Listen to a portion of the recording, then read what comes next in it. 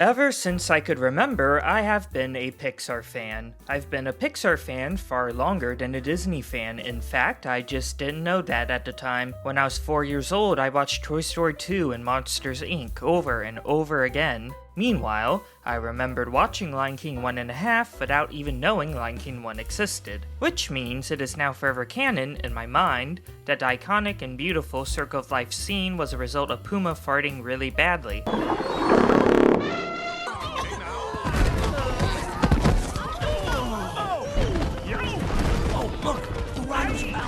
Better bow too. That had nothing to do with the video, I just wanted to get that off my chest. When I saw Up for my 10th birthday and realized all of my favorite movies at the time were made by the same studio and largely by the same team, I started paying attention to the people making these movies for the first time. And look at where that got me today. A peak specimen. That is all to say, obviously I was going to see Pixar's latest movie, ELIO, as soon as I could. Even though I hate seeing family movies in theaters because the presence of yapping children in the cinema irritates me greatly. I am trying to be a serious movie critic and ponder the artistic significance of the Alien movie. How dare they? I did it because I love Pixar, and I like to think Pixar loves me back. Also, ELIO as a film and how it is received could significantly impact the state of film entertainment for the better part of the decade, making ELIO probably the most important movie of the summer. But we'll get to that. ELIO follows a lonely boy who is obsessed with aliens. When he gets abducted by aliens himself, he gets declared the leader of Earth and is asked to negotiate with a warlord faction that threatens to attack. I do think ELIO is a good movie. If you catch me in the right mood, I might even call it great. It's probably the most fun I've had watching a Pixar movie since Coco.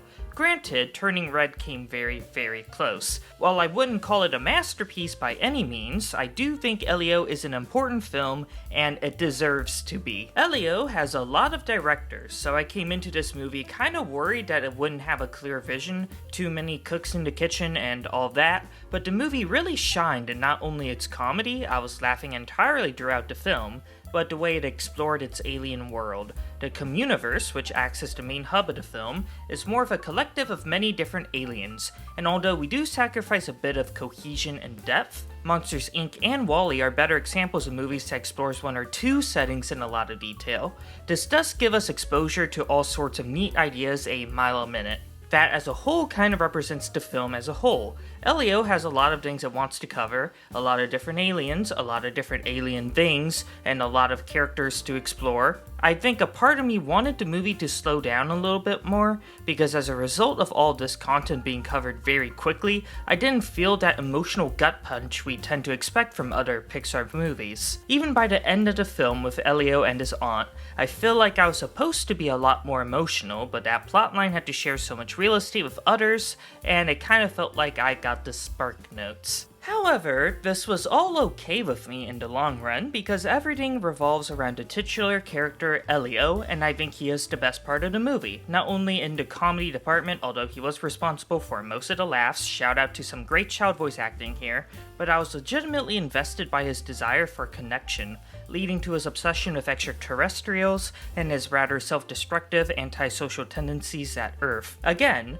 I wish we were able to spend more time with his bond with fellow misunderstood alien boy Glorden, or with his aunt, but I did buy each and every one of these connections, and I did like how they tackled ELIO's various connections through multiple angles. The movie is just as much about ELIO growing a bond with Earth as a whole as it is with him kicking it with aliens, and I liked that. Although it is at this point when I have truly realized that Pixar, as a studio, is undoubtedly different from its peak in my childhood. Gone are the days of Randy Newman scores and middle-aged ennui. Now their films are a good bit more cartoony and are centered around childhood ennui. There's literally a Pixar character embodying childhood ennui right now. Naturally, I lament the perceived loss of that perfect blend of childhood wonder and mature angst that I felt like the movies of my youth matched so perfectly, but movies like ELIO do make me okay with that trade-off, because these kind of movies are able to explore new terrain in of themselves. I don't need existential dread with every movie I watch, sometimes you just want to have fun.